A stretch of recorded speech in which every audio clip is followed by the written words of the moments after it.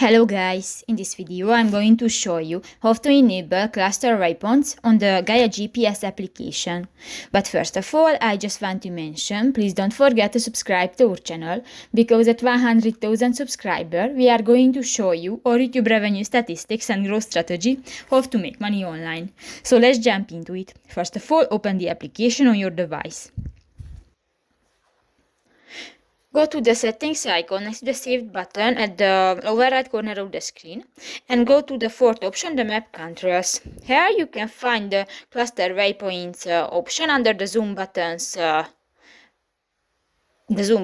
And if you want to enable this function, just click to the next white circle, and if it will be green, this function will be enabled and the cluster waypoints is displayed on your screen. So that's pretty much it for this video, guys. See you in the next one. Bye bye.